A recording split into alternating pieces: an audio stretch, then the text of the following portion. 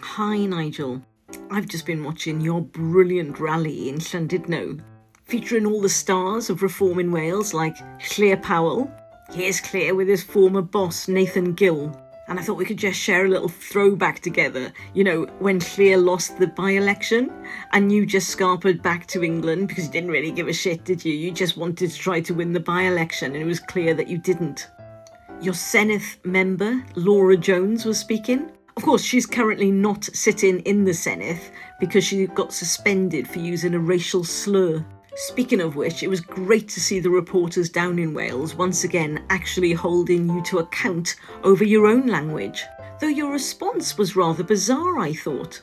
To the question, did you racially abuse fellow pupils, you went, not in a hurtful way. I didn't know that you could racially abuse somebody in a kind way. And when they asked the question again, you said not with intent, which I'm afraid supports my hypothesis that you're actually a bit thick. And to be fair, Nigel, I would probably be a little bit more sympathetic to the excuse of, well, you were a child, it was 49 years ago, had it not been that you were quite recently caught equally being anti-Semitic. Although part of the article explains that some of the tropes that you were using were like the things about George Soros, you know, that he's a threat to democracy. But what I find particularly interesting about the George Soros trope is that actually it was part of Putin's hybrid warfare. It's pure disinformation by your mate Putin. That would be the same Putin that was paying your friend Nathan Gill. Remember Nathan, who you said originally you didn't know, then you had to admit that you knew him really well. But look, you addressed that today in Wales, didn't you? Well, I say addressed it. What you actually said was that we should be more concerned about the Chinese and the government should be investigating the influence of the Chinese on the government.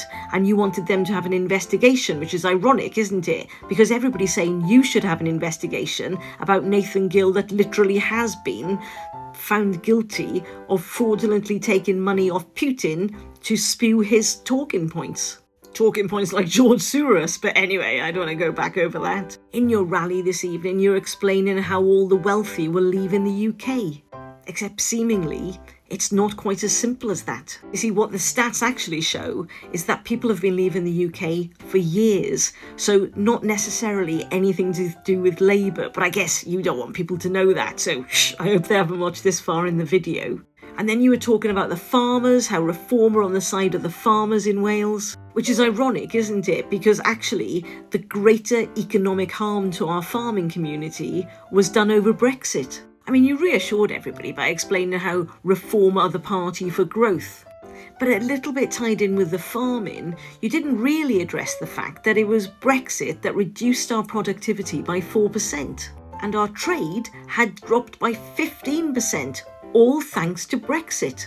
I mean, if I were Welsh, I'd be thinking about how you were running your councils in England and actually how disastrous it's been. I mean, Durham and Kent really can't seem to get on top of the finance, can they? Nor indeed can your councillors seem to understand what's required of them.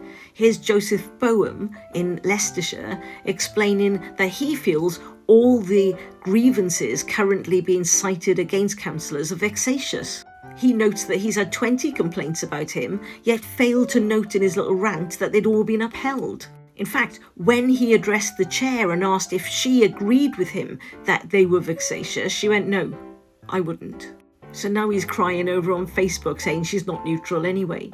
Now here's a slightly concerning thing, Nigel, that seems to be creeping up more and more.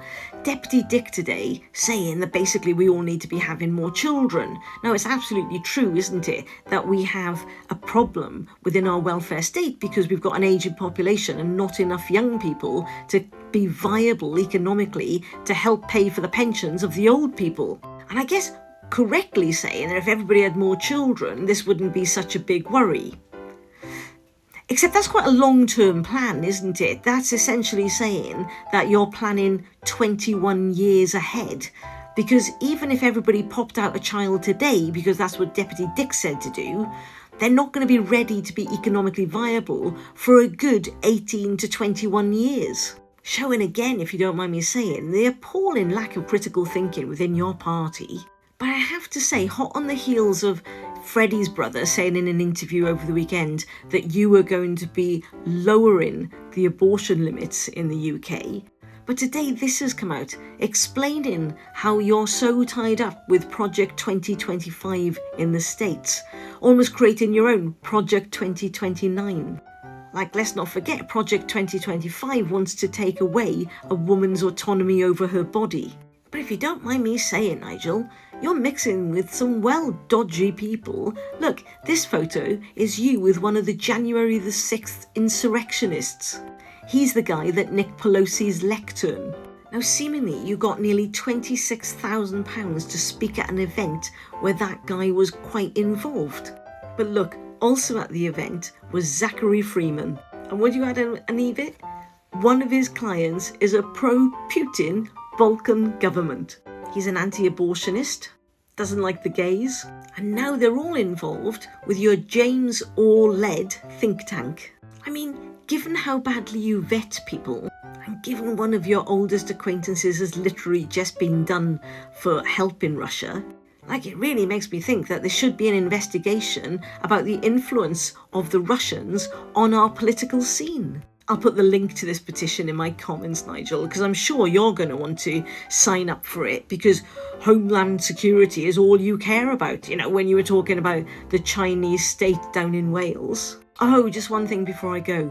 It's been 26 days since the survivors that you misrepresented in a press conference demanded an apology from you. Maybe once you've signed the petition, you could actually deal with that. All right, good chat, as you were.